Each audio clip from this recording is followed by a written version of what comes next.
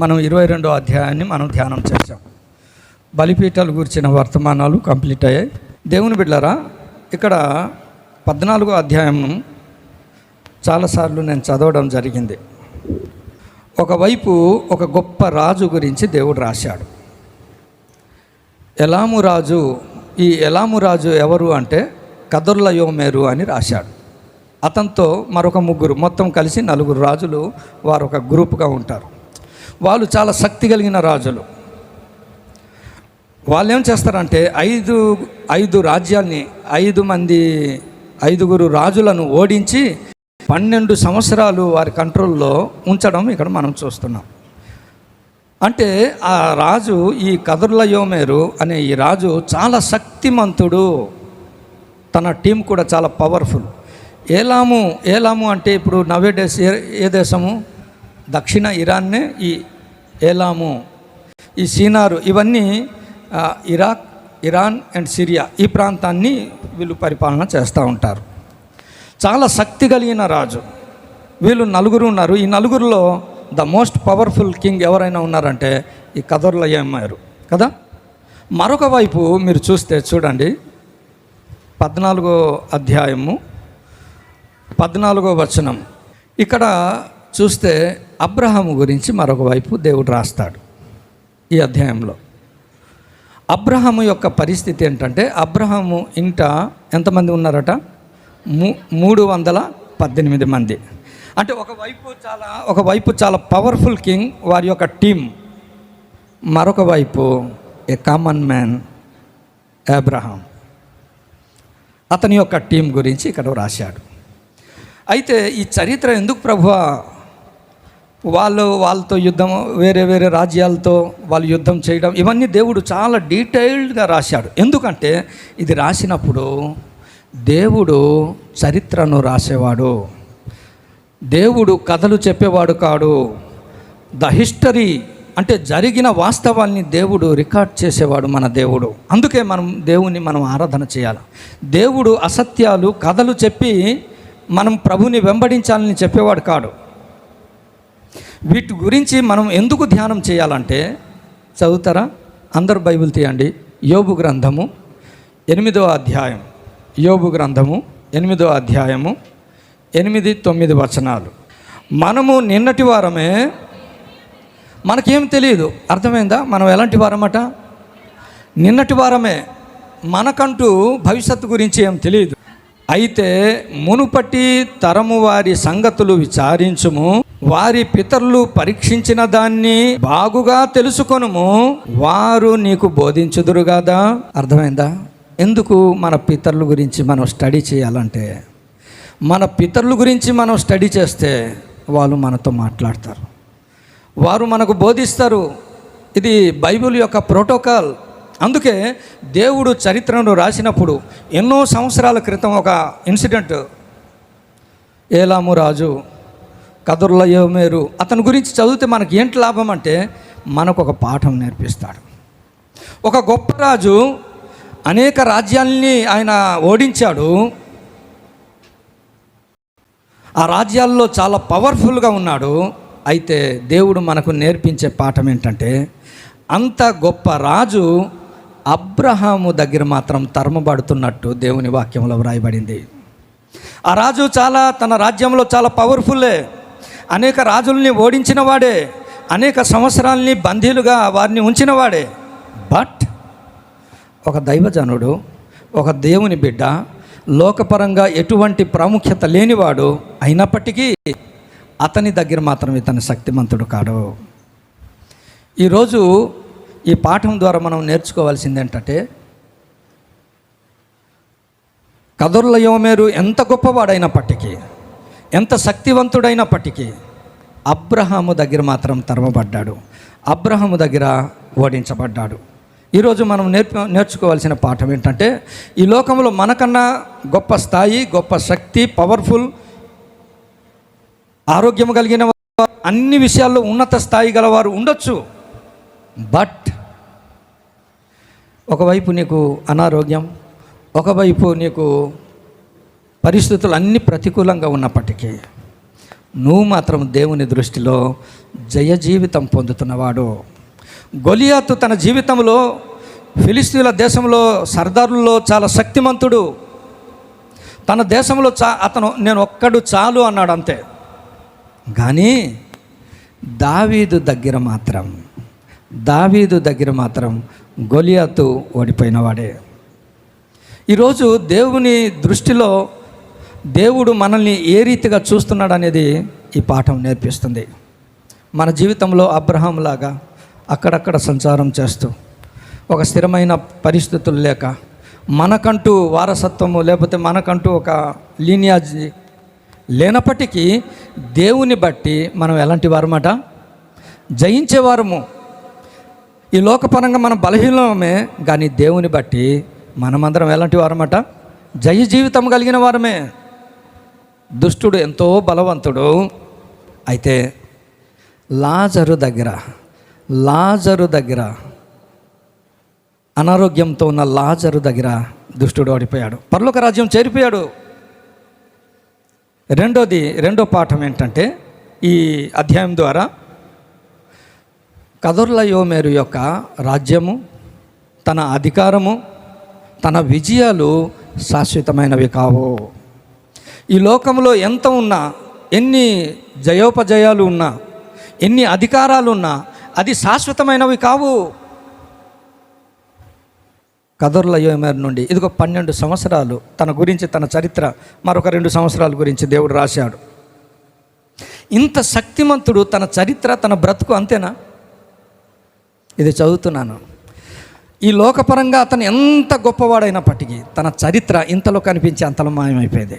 But Abraham యొక్క చరిత్ర, డేరాల మధ్య అక్కడక్కడ గుడారాల్లో నివసిస్తూ ఆయన బ్రతికిన జీవితం ఎలాంటిది తెలుసా? అప్పటికి ఇప్పటికీ యేసు ప్రభు వచ్చినంత వరకు తన చరిత్ర రికార్డ్ చేయబడుతుంది, ప్రచురం చేయబడుతుంది. ఎంత గొప్ప ఆత్మీయత! అందుకే దేవుని బిడ్డలారా, మనకి ఇది లేదు, అది లేదు, మన స్థితి ఇంతే కదా అని బాధపడాల్సిన అవసరం లేదు. దేవుడు మనకిచ్చిన స్వాస్థ్యము, దేవుడు మనకిచ్చిన సేవ, దేవుని కలిగిన మన జీవితం ఎంత ఆశీర్వాదకరమో అబ్రహాము ద్వారా మనం నేర్చుకుంటున్నాం. మన పితరులు మనకు బోధిస్తారు. చాలాసార్లు కృంగిపోతూ ఉంటాం, చాలాసార్లు చాలా బాధపడుతూ ఉంటాం, మన స్థితి, మన స్థాయి ఇంతే కదా అనేసి. కానీ అధికారం కలిగి రాజ్యాలు కలిగిన అంత గొప్ప రాజు యొక్క చరిత్ర ఎంతకాలం ఉంది అంటే 12-15 సంవత్సరాల తర్వాత లేదు. కాబట్టి దేవుని బిడ్డలారా, భక్తిని ప్రేమించడం మనం నేర్చుకోవాలా. అబ్రహాంలాగా దేవుణ్ణి సేవించడం మనం నేర్చుకోవాలి. మూడవది మనం చూడండి. అబ్రహాము గురించి, ఏలాము రాజు గురించి మనం చూసాం. ఎంత శక్తిమంతుడైనప్పటికీ ఇంతలో కనిపించి అంతలో మాయమైపోయిన జీవితం అతంది. ఇప్పుడు అబ్రహాము గురించి చాలా డీటెయిల్డ్గా ఈ అధ్యాయంలో నేర్చుకుందాం. ఇక్కడ చదువుదామా? 12, 13, 14 వచనాలు. ఇవి చదివినప్పుడు www.abraham అని నాకు గుర్తొచ్చింది. మరి నాకు ఇప్పుడు వచ్చిన తలంపు ఇది. మరి గూగుల్లో కొడితే ఏమొస్తుందో నాకు తెలియదు. మొట్టమొదటి W చూస్తే అబ్రహాము యొక్క పోరాటం, వార్ఫేర్, సమరం, తెలుగులో వార్ఫేర్ కనిపిస్తుంది. నంబర్ 2 ఏంటంటే అబ్రహాము యొక్క వర్షిప్ని మనం చూస్తాం ఈ అధ్యాయంలో. నంబర్ 3 W అంటే అబ్రహాము యొక్క వెల్త్, సమరం, స్తుతి, సంపద. అది కూడా సాల్తోనే వచ్చాయి. అయితే www.abrahame నాకు నచ్చింది. ఇవి మనం ధ్యానం చేద్దాం. ధ్యానించే ఈ దశలో ఈరోజు ఒక్క Wని మనం ధ్యానం చేద్దాం. దేవుడు ఎన్ని ఉపదేశాలు ఇస్తే అన్ని నేర్చుకోవడానికి ప్రయత్నం చేద్దాం. నంబర్ 1 అబ్రహాము యొక్క వార్ఫేర్, ఆయన సమరం, అబ్రహాము యొక్క పోరాటం. దేవుని బిడ్డలారా గమనించండి, అబ్రహాము చాలా సులువుగా, సజావుగా తన జీవితం సాగలే. తన జీవితంలో పోరాటం మనం చూస్తాం. ఇక్కడ మనం చూస్తే తన వార్ఫేర్ అంటే ఆయన పోరాటం చేసే తన పోరాట జీవితంలో తనకుండవలసిన లక్షణాలు ఈరోజు ఆ వార్ఫేర్లో ఒక శక్తి రాజుని ఓడించడం మనం చూస్తాం. తన పోరాటంలో కదొర్ల యోమేరు యొక్క టీం అంతటిని దాను మట్టుకు తరిమెను అని వ్రాయబడింది. ఇంత శక్తి కలిగిన వ్యక్తిగా ఎలా మారిపోయాడు? తన పోరాటంలో ఇంత శక్తి కలిగిన వాడుగా ఉండడానికి గల కారణం నంబర్ 1 నేర్చుకుందాం. ఈ లక్షణాలు ఈ భూమి మీద నరుని కాలం ఎలాంటిదట చదువుతారా? యోబు గ్రంథం 7వ అధ్యాయం 1వ వచనం ఏమని వ్రాయబడింది అంటే, యోబు గ్రంథం 7వ అధ్యాయం 1వ వచనం, భూమి మీద నరుని కాలము ఒక పోరాటమే. ఇక్కడ మనం కూర్చున్నాం, ఉద్యోగం చేసిన వారైనా ఉద్యోగం చేయని వారైనా, పిల్లలున్నా పిల్లలు లేకపోయినా, పిల్లలున్నా వృద్ధులున్నా, ఎవరైనా సరే, నాకు ఎటువంటి పోరాటాలు లేవండి, 3 పూటలు చక్కగా తింటున్నానండి అని చెప్పి హాయిగా ఉన్నానని చేతులు ఎవడెత్తమంటే, ఇక్కడ అందరిలో ఒక పోరాటమే. ఎందుకంటే సమస్యాత్మకమైన ఈ లోకంలో, ఈ సమస్యలు కలిగిన ఈ ప్రపంచంలో పోరాటం. అయితే ఈ పోరాటంలో నువ్వు ఓడిపోవడానికి వీల్లేదనేసి దేవుడు రాయించారు. ఈ పోరాటాల్లో మనం ఓడిపోకూడదు. చాలామంది ఇంకా నాకు ఈ జీవితం చాలు అని ఉత్తరాలు రాసేసి చనిపోతున్నారు. వాటి కొరకు దేవుడు మనల్ని నిర్మించలే. పోరాటాన్ని సాధించాలని ఇక్కడ చాలామంది సవాళ్ళతో కూడిన పోరాటాన్ని ఏం చేస్తున్నారట? ఒక్కొక్కరు ముఖాలు కనిపించి చూస్తుంటే నాకు అర్థమైపోతూ ఉంటుంది. అది ఎంత సవాళ్ళైనా ఢీ కొడతామంటున్నారు. మన జీవితాల్లో కృప కలిగిన దేవుని మనం పొంది ఉన్నాం. ఖచ్చితంగా మనం ఢీ కొట్టాల.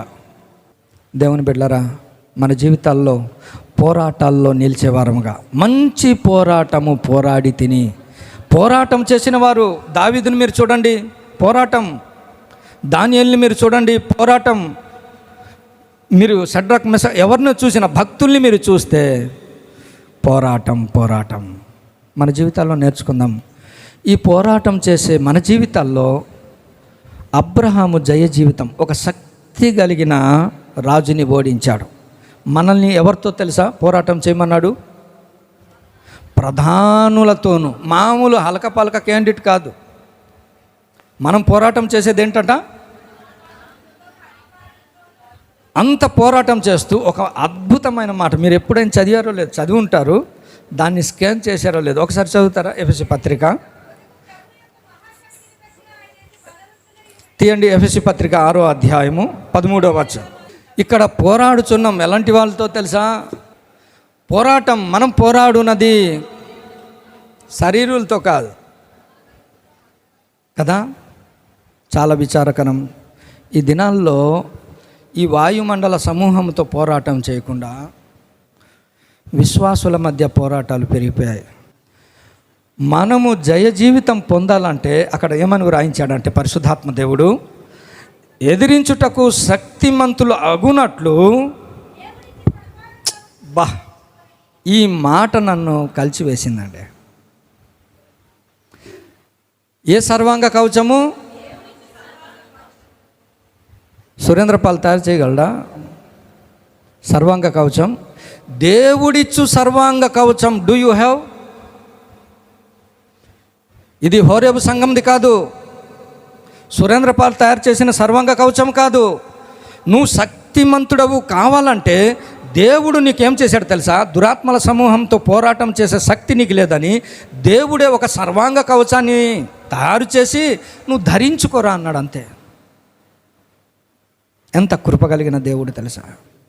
అతని దగ్గర చాలా పవర్ఫుల్ వెపన్ ఉంది. ఒక దగ్గర అంటాడు 16వ వచనంలో, దుష్టుని అగ్నిబాణము అంటాడు. దేవుడు నాతో అన్నాడు, నీ దగ్గర ఏటుందిరా అంటే ఏం లేవు. దేవుడిచ్చు సర్వాంగ కవచం ఏంటా అని పరిశీలన చేస్తే అక్కడ చాలా కనిపిస్తాయి. కాబట్టి దేవుని బిడ్డలారా, నీ జీవితంలో దేవుడిచ్చే అంగీని నువ్వు ధరించుకో. ఈ లోకంలో నీకు ఏది లేకపోయినా పర్వాలే, దేవుడిచ్చే సర్వాంగ కవచము నిన్ను ప్రేమించి నీ కొరకు ఆయన కుట్టించాడండి.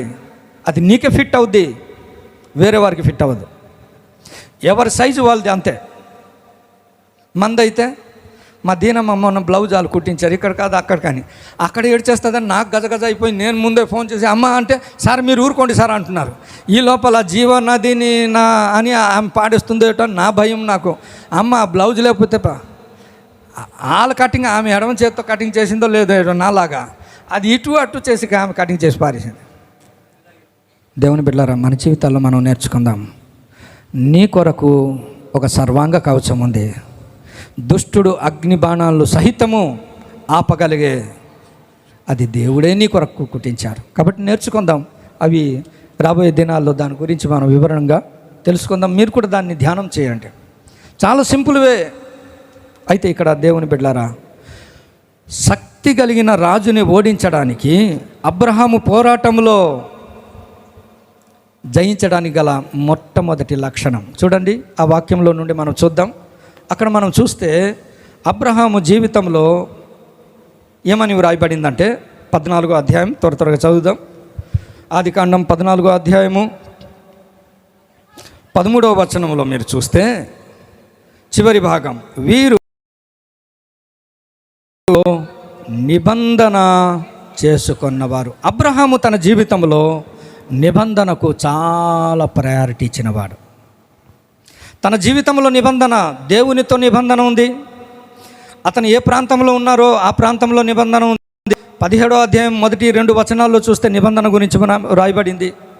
21వ అధ్యాయంలో చూస్తే నిబంధన, 22వ వచనంలో చూస్తే నిబంధన. అబ్రహాము యొక్క గొడవలు లేవు తన జీవితంలో. కదొర్ల యోమేర్లాగా అతనితో ఈ యుద్ధాలు అతనికి అనవసరం. వేర్ ఎవర్ హీ గోస్, దేవుడు అబ్రహాంతో నిబంధన చేసుకున్నాడు. పికోలు ఇదిగో ఆ ఫిలిస్తీన్ల రాజు అబ్రహాంతో నిబంధన చేసుకున్నాడు. ఇక్కడ చూస్తే మమ్రే అబ్రహాంతో నిబంధన చేసుకున్నాడు. సంధి చేసుకొనుట, సమాధానము, సయోధ్య కుదుర్చుకొనుట, ఇది ఒక విశ్వాసికి చాలా అవసరం.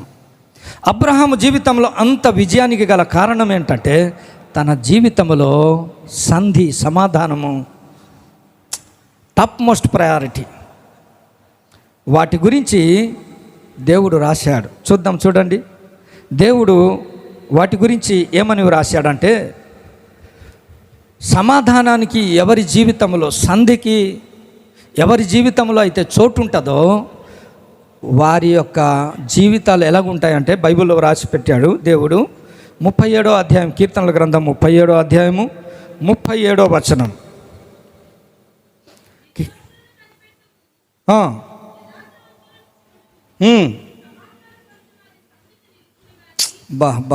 చాలు. సమాధానపరచు వారి సంతతి అబ్రహాము యొక్క సంతతి ఇప్పటి వరకు ఉంది. కదొర్ల యోమేరు యొక్క సంతతి ఈరోజు చూస్తామన్నా కనిపించదు. అబ్రహాము యొక్క సంతతి ఎందుకు తెలుసా? సమాధానపరచు వారి సంతతి. షలోం, సంఘములో సమాధానం ఉండాలని దేవుడు కోరుకున్నాడు.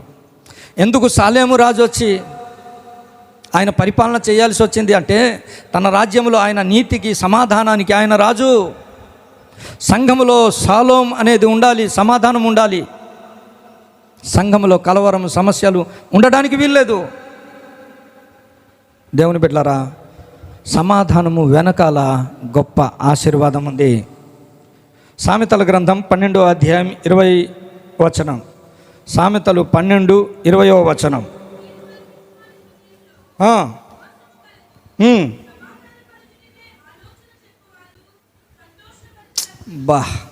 ఆ మాటలు చదివినప్పుడు గొప్ప ఆనందం.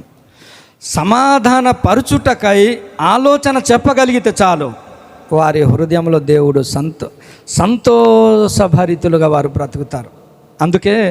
అందుకే పౌలు గారు కూడా ఒక మాట అంటాడు. 2 కొరింథీ పత్రిక 5వ అధ్యాయం 18వ వచనం. 2 కొరింథీ పత్రిక 5వ అధ్యాయము 18వ వచనం.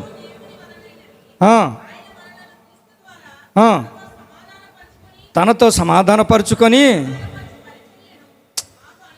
ఎవరికి అనుగ్రహించాడట? మనకు అనుగ్రహించాడు. మన కుటుంబంలో, మన సంఘములో, మన పరిచర్యలో ఎక్కడికి వెళ్ళిన అబ్రహాములాగా ఒక నిబంధన, ఒక సంధి, ఒక సయోధ్య, సమాధానం తన జీవితంలో. దేవుని బిడ్డలారా, ఎంత ఆశీర్వాదము. సమాధానపరుచు పరిచర్య. పౌలుగా పేతురు గారు ఏమంటాడు తెలుసా? 1 పేతురు పత్రిక 3వ అధ్యాయం 11వ వచనం. 1 పేతురు పత్రిక 3:11.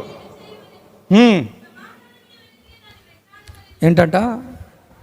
గొడవల వైపు కాదు, సమాధానమును వెదకి వెంటాడుట. ఇవి మనం నేర్చుకోవాలి. ఈనాడు సంఘములో షాలోమ్, సమాధానము, దేవుని నిబంధన స్థిరపరచబడాలి. దేవుని బిడ్డలారా, మన జీవితాల్లో నేర్చుకుందామా? అబ్రహాము తన జీవితంలో మొట్టమొదటి ప్రయారిటీ దేవుడు రాశాడు, అక్కడ నిబంధన సంధి చేసుకొనుట. నీ జీవితంలో, నీ కుటుంబంలో, సంఘములో సమాధానానికి టాప్ మోస్ట్ ప్రయారిటీ మనం ఇవ్వాలి. ఎక్కడైనా చిన్న ఇష్యూలు వచ్చినా దాన్ని ఇమ్మీడియట్లీ ఏం చేయాలి తెలుసా? ఒక సమాధానపరిచి ఒక ఆలోచన ఇచ్చామనుకో, యు ఆర్ ద బ్లెస్. యేసు ప్రభు అంటాడు, సమాధానపరచువారు ధన్యులు, వాళ్ళు ఏంటట? దేవుని కుమారులు. Such a top most blessing ఉంది మనకి. నంబర్ 1. ఎందుకంటే దావీదు లాంటి దైవజనులు సహితం ఒకానొక స్థితిలో సౌలు కుటుంబీకులతో, ఇశ్రాయేలుతో సమాధాన పడాలని ఎంతో ప్రయత్నం చేస్తూ ఆశపడినప్పుడు అబ్నేరు వచ్చాడు సమాధానం కోసం. దావీదు చాలా సంతోషపడతాడు, ఇంకా దేశంలో గొడవలు లేకుండా సమాధానం పడిపోతామని. ఆ టైంలో దావీదు యొక్క సైన్యాధ్యక్షుడు ఎవరు? యోవాబు. తక్కువని అబ్నేర్ని చంపేస్తాడు. ఎంత బాధపడతాడు తెలుసా? దావీదు ఏడుస్తాడు. అయ్యో, అబ్నేరు గురించి దావీదు ఏడ్చాడండి. ఏడుస్తూ ఒక మాట రాశాడు తన చివరి దినాల్లో. చూడండి, 1 రాజుల గ్రంథం 2వ అధ్యాయం 5వ వచనం. 1 రాజుల గ్రంథం, బైబిల్ తీయండి అందరూ. 1 రాజుల గ్రంథం 2వ అధ్యాయం 5వ వచనం. తన కుమారుడైన సొలొమోనుకి దావీదు చెప్తున్నాడు, తన మరణ దినాలు సమీపంగా ఉన్నప్పుడు, యుద్ధ సమయం అయినట్లుగా, ఓ నా కుమారుడ సొలొమోను, సమాధానపరిచే సమయంలో ఇది కరెక్ట్, యుద్ధమే ఇక్కడ జరుగుతుంది అన్నట్టుగా తను క్రియేట్ చేసి అబ్నేర్ని చంపేశాడు. అతని విషయంలో నువ్వు మాత్రమే యాక్షన్ తీసుకోవాలంటాడు. సమాధానపరుచువారు ధన్యులు. అందుకే మనం నేర్చుకుందాం, దేవుని సంఘములో, కుటుంబంలో, దేవుని పరిచర్యలో, ప్రభువా సమాధానపరుచు పరిచర్య మనకు దేవుడు అనుగ్రహించాడు. నంబర్ 1. నంబర్ 2 చూడండి, అబ్రహాము యొక్క జీవితంలో నంబర్ 2, 14వ వచనం, 14వ అధ్యాయం 14వ వచనం. పరిశుద్ధాత్మ దేవుడు ఎంత అద్భుతంగా రాశాడండి. లోతు గురించి దేవుడు రాయించాడు ఒక మాట. ఏమని రాయించాడు తెలుసా? లోతు అబ్రహాముకి ఏంటి తెలుసా? ముందు అధ్యాయాల్లో ఏమని రాస్తాడు తెలుసా? తన సహోదరుని కుమారుడు అని తెరహు తన కుమారుని తోడుకొని పోయాను అని వ్రాయబడింది. అబ్రహాము గురించి 12వ అధ్యాయంలో ఏమని వ్రాయబడింది తెలుసా? తన సహోదరుని కుమారుని అతను తోడుకొని పోయాను అని వ్రాశాడు. ఇక్కడ మాత్రం పరిశుద్ధాత్మ దేవుడు ఏమన్నాడు తెలుసా? తన సహోదరుడు. కష్టకాలంలో ఉన్నప్పుడు ఆయన ఎలాంటి వాడట? సహోదరుడుగా పరిశుద్ధాత్మ దేవుడు రాయించాడు. సచ్ వండర్ఫుల్ రిలేషన్ అండి. సంధిని కోరుకునేవాడు, సమాధానాన్ని కోరుకునేవాడు అవతల వ్యక్తిని ఎలా చూస్తున్నాడట? చెరపట్టబడిన స్థితిలో లోతు ఉన్నప్పుడు తన తమ్ముడు చెరపట్టబడినని విని సైలెంట్ అయిపోలే. రెండోది నంబర్ 1 సంధి, సమాధానము. నంబర్ 2 తన జీవితంలో స్పందన. అబ్రహాము యొక్క స్పందన చాలా అద్భుతమైంది. సామెతల గ్రంథం 24వ అధ్యాయం, సామెతల గ్రంథం 24వ అధ్యాయం చూడండి. అక్కడ ఏమని వ్రాయబడిందంటే, చావునకై పట్టబడిన వారిని నువ్వు తప్పించుము, ప్రతిఫలం ఇచ్చును కదా అని దేవుడు రాయించలే. ఇక్కడ మాట చూడండి.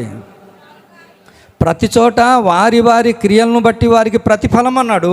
బట్ హియర్ గాడ్ రికార్డెడ్ ప్రతీకారం. ఎందుకు? నాశనమునకు జోగుచున్నోడు ఒకడు, నాశనానికి పట్టబడినవాడు ఆల్రెడీ ఒకడు పట్టబడ్డాడు. రక్షణ లేని వారు ఉన్నారు, రక్షణ పొందడానికి అంటే రక్షణల నుండి పడిపోతున్న వాళ్ళు కొంతమంది ఉన్నారు. జోగుచున్నాడు అంతే, నాశనానికి జోగుచున్నాడు ఒకడు, ఆల్రెడీ నాశనానికి పట్టబడినవాడు ఒకడు. నువ్వు రక్షింపవా? నాకు తెలియదని నువ్వు స్పందన లేకుండా నువ్వు సైలెంట్ అయిపోతే ప్రయోజనం లేదు. ఈరోజు అబ్రహాము యొక్క స్పందన నీ జీవితంలో, నా జీవితంలో ఉండాలి. నీ జీవితంలో శక్తి కలిగిన దుష్టుని సహితము నువ్వు ఓడించగలగాలంటే నీ జీవితంలో దేవుని మాటలకి నువ్వు స్పందించాలి. దేవుని మాటలకి స్పందించాలా? నువ్వు కష్టాల్లో, బాధల్లో ఉన్నప్పుడు దేవుడు స్పందిస్తున్నాడు తెలుసా? ఈరోజు నేను ఒక వచనం చదివి చాలా ఏడ్చేశాను. మన దేవుడు ఎంత మంచి దేవుడో ఈ అనుభవాలు మీకు కూడా తెలుసు. ఆదికాండం 15వ అధ్యాయము 3-4 వచనాలు. 3వ వచనం అంతేనండి. దేవుని వాక్యం అబ్రహాం దగ్గరికి వచ్చేసింది. కష్టాల్లో, బాధల్లో నాకు ఇది సమస్య ప్రభు అని అబ్రహాం చెప్పినప్పుడు దేవుడు టక్మని తన వాక్యం ఇచ్చేశాడు అబ్రహాంకి. అంతే. దేవుని స్తుతించాను, ప్రభు నువ్వు మంచి దేవుడావు. నా కష్టాలు చెప్పిన వెంటనే నాకు కూడా అబ్రహాముకి దేవుడు వాక్యం ఇచ్చినట్లుగా నీకు నాకేం చేస్తున్నాడట? దేవుడు వాక్యం ఇస్తున్నాడు. ఎంత మంచి దేవుడు తెలుసా?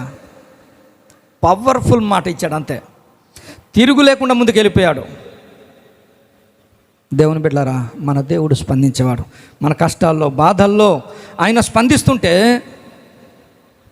ఈరోజు నాశనానికి జోగుచున్నవారు, నాశనంలో పడిపోయిన వారు ఎంతోమంది ఉంటే నాకేం కాదులే, నాకెందుకులే చింత అని నువ్వు అనుకుంటున్నావేమో, కానీ దేవుడు చూస్తున్నాడు.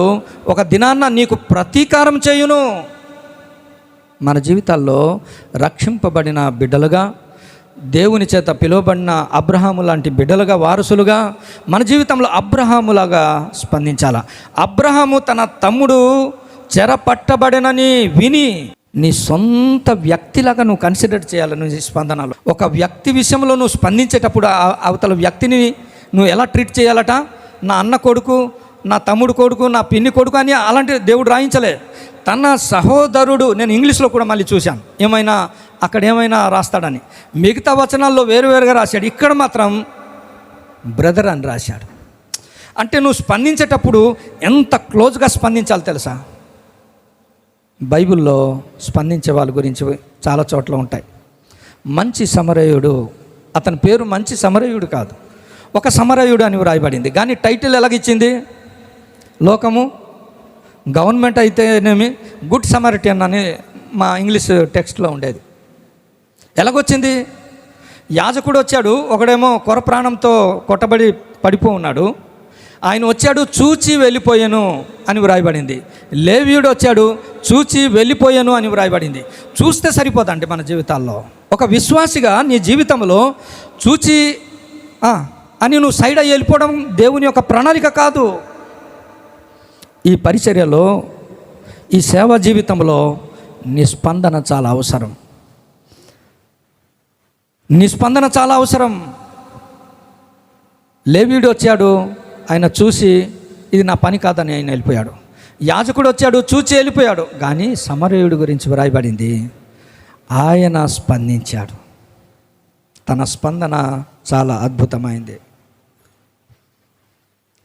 నెహెమ్యా గురించి వ్రాయబడింది.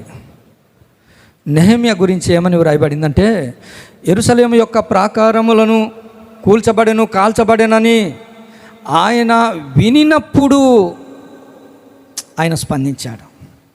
చూచినప్పుడు నువ్వు స్పందించాలా, వినినప్పుడు నువ్వు స్పందించాలా. అందుకే Nehemiah a blessed man, good Samaritan a blessed man, Abraham a blessed man. నీ జీవితంలో స్పందన నువ్వు ఉంటే నువ్వు ఖచ్చితంగా, స్పందన లేని వారు కొంతమంది ఉంటారు చూడండి, వారి జీవితంలో ఏ ప్రయోజనం లేక అలాగొస్తారు, అలాగ డిలీట్ అయిపోతారు అంతే. ఈరోజు దేవుని సేవ కొరకు నీ స్పందన. ఎవరి కొరకు? చెరపట్టబడిన వారు ఉన్నారు, నాశనానికి జోగుచున్న వారు ఉన్నారు. నీ సమయంలో నువ్వు స్పందించాలా. నీ సమయంలో నువ్వు పరిచర్య చేయాలి అంతే.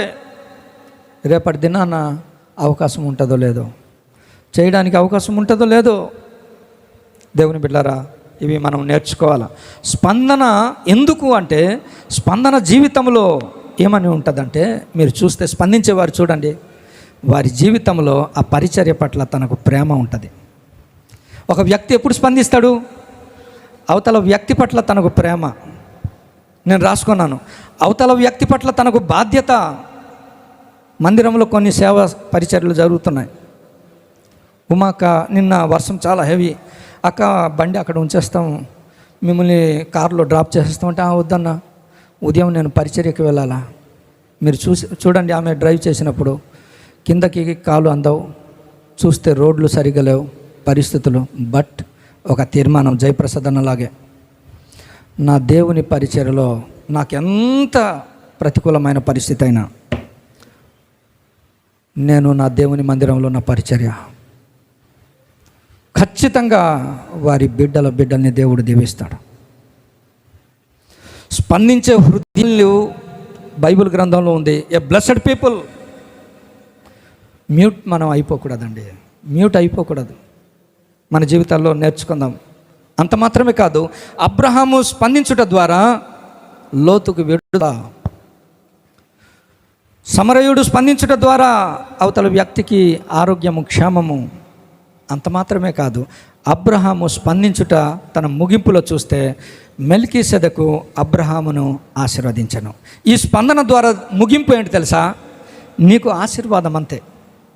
స్పందించే వారిని దేవుడు ఆశీర్వదిస్తాడు. రెండవది స్పందన. మూడవది తన జీవితంలో చూస్తే, మీరు చూస్తే 318 మంది తన ఇంట్లో ఉన్నారు.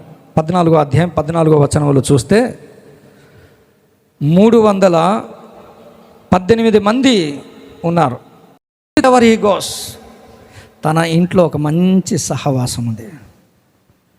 ఒంటరివాడు కాడు అబ్రహాము. ఒకటి తన జీవితంలో మనం చూసాం, ఒకటి తన జీవితంలో అబ్రహాము ఎలాంటి వాడని మనం చూస్తే ఆయన సమాధానపరిచే వ్యక్తిగా, సమాధానం కలిగిన వ్యక్తిగా ఆయన ఉన్నాడు. రెండవది తన జీవితంలో స్పందించేవాడుగా ఉన్నాడు. మూడవది తన జీవితంలో ఆయన ఒంటరివాడు కాడు, తన ఇంట్లోనే ఒక మంచి సహవాసం. తన సేవకులు అందరూ ఎలాంటి వారు తెలుసా? ప్రేమలో, ఐక్యతలో, విశ్వాసములో, విధేయతలో చెలరేగిపోతారండి. మీరు ఒక 4 చోట్ల వ్రాయబడింది.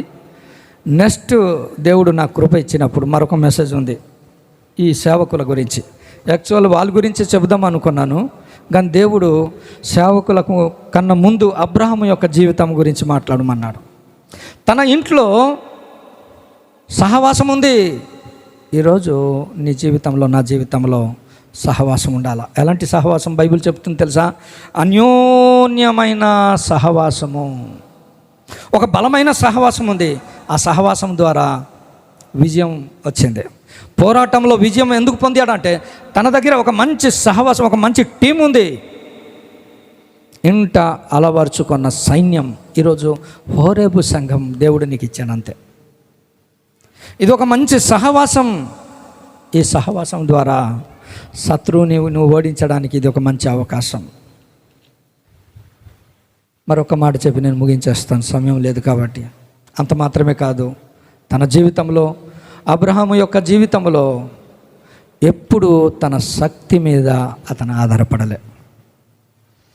తన శక్తి మీద అతను ఎప్పుడు ఆధారపడలేదు. దేవుని బిడ్డలారా, ఒకవైపు చూస్తే 9 రాజులు, అందులో చాలా పవర్ఫుల్ కింగ్, 5 రాజ్యాల్ని వాళ్ళు ఓడించారు. ఇంత శక్తి కలిగిన రాజుని ఇంట్లో ఉన్న 318ని పట్టుకొని రాత్రి టైంలో ఆయన వెళ్ళిపోతున్నాడు.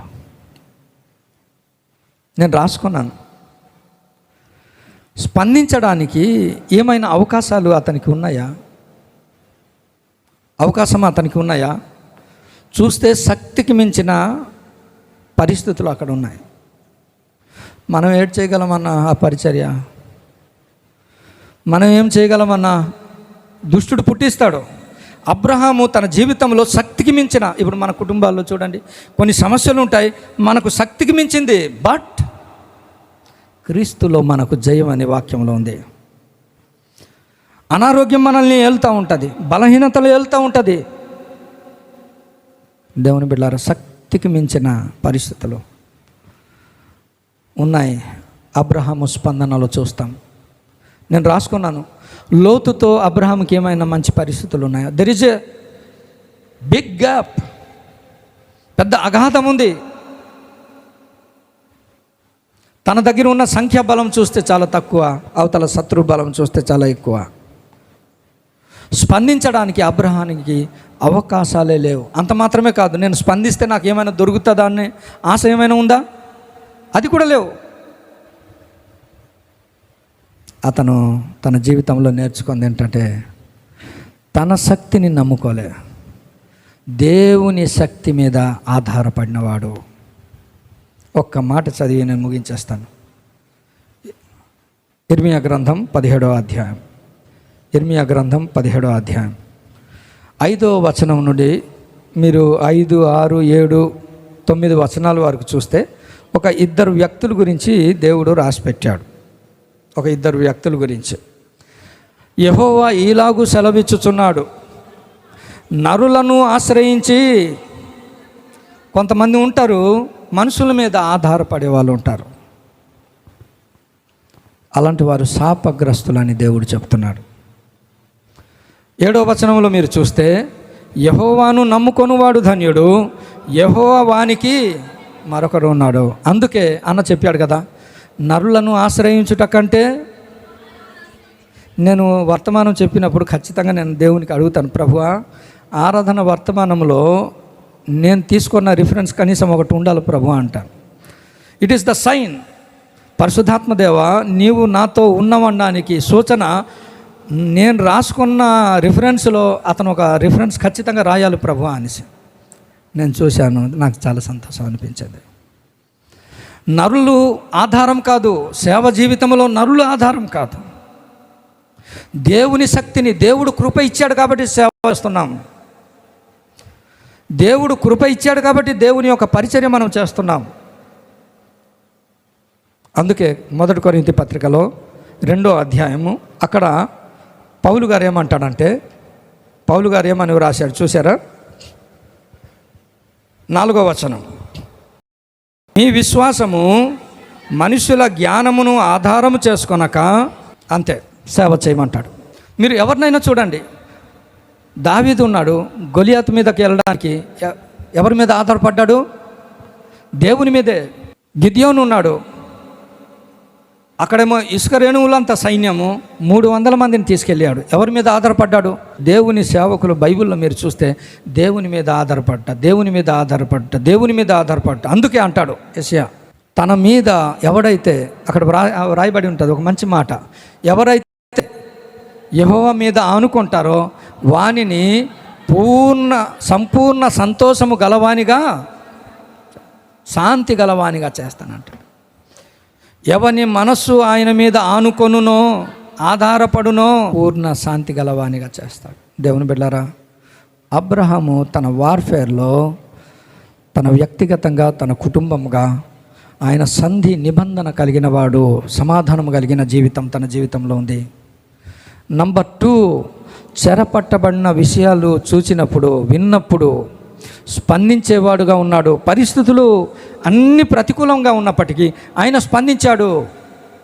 మన జీవితాల్లో అన్నీ మనకు అనుకూలంగా ఉన్నాయి. వ్యక్తిగతంగా దేవుని సువార్త చేయలేకపోతున్నాం, వ్యక్తిగతంగా ఇంట్లో ఉండి ప్రార్థన చేయలేకపోతున్నాం, వ్యక్తిగతంగా మనం పరిచర్య చేయలేకపోతున్నాం. అరే, సంఘముగా, సహవాసముగా ఏ వండర్ఫుల్ ప్లాట్ఫామ్. వాళ్ళతో వచ్చి నువ్వు నిలబడితే నీ ప్రేమ చూస్తారు, నీ తాలూకు మంచితనం, నీ పరిశుద్ధత, నీ నీతి, నీ యొక్క ప్రభావం వారిలో వెళ్తుంది. ఎంత ఆనందం తెలుసా? ఇర్మియా కుమ్మరి వాని ఇంటికి వెళ్ళాయా, నేను నీతో మాట్లాడతాను అన్నాడు. నాకు ఎంత ఆనందం తెలుసా మాట. ఏమి ఇంట్లో మాట్లాడ్డా ప్రవక్తతో? నో, మాట్లాడ్డా అంతే. అక్కడికి వెళ్తే కుమ్మరి వాని ఫీలింగు, ఆ జిగట మట్టి యొక్క పరిస్థితులు. బైబిల్లో కొన్ని ప్రోటోకాల్స్ ఉంటాయి, దాన్ని మనం ఖచ్చితంగా ఫాలో అవ్వాల్సిందే. నంబర్ 3, తన జీవితంలో అబ్రహాము సహవాసం కలిగిన వాడు. అబ్రహాము సహవాసం ఒంటరి వాడు కాడు. ప్రసంగి గ్రంథంలో ఉంటుంది. ఒకడు నా దృష్టిలో చాలా బాధకరమైంది ఏంటంటే, ఒకడు ఉన్నాడట, అతను ఎలాంటి వాడట, 4వ అధ్యాయం 7వ వచనంలో, ఆయన ఒంటరి వాడట. ఇది చాలా బాధాకరమైంది దుఃఖం. మన జీవితంలో ఇంత సంఘం ఉండి కూడా నీ జీవితంలో నువ్వు ఒంటరిగా ఎప్పుడు ఉండడానికి వీల్లేదు. నీకు పరిచర్య ఉంది, నీకు పని ఉంది, నీ ద్వారా దేవుడు కలిగి ఉన్న సంకల్పాలు సంఘం ద్వారా నువ్వు చేయాలి. నేర్చుకుందాం దేవుని బిడ్డలారా. అంత మాత్రమే కాదు, ఇన్ని ఉన్నప్పటికీ తన శక్తి మీద ఆధారపడకుండా దేవుని మీద ఆధారపడి దుష్టుని మీదకి వెళ్ళాడు. అందుకే దేవుడిచ్చు సర్వాంగ కవచములో అక్కడ ఒక మాట వ్రాయబడింది, అది చదివి మనం ప్రార్థన చేద్దాం. ఏంటంట చూడండి, ఎఫెసీ పత్రిక 6వ అధ్యాయం, ఎఫెసీ పత్రిక 6వ అధ్యాయంలోని దేవుడిచ్చు సర్వాంగ కవచంలో 15వ వచనం, సమాధానము. ఇది నువ్వు చేసింది కాదు, దేవుడే సువార్త ద్వారా ఈ సమాధానం నీకు ఇస్తాడు. ఎలాగిస్తాడట? నువ్వు సువార్త చేస్తుంటే నీకు సమాధానము దేవుడే నీకు స్టిచ్ చేసి నీకు కరెక్ట్గా ఫిట్ అయ్యేటట్టుగా, దుష్టుని యొక్క దాడి, దుష్టుని యొక్క కలవరం నీలో కలగకుండా నీకు సమాధానం దేవుడే ఇస్తాడు.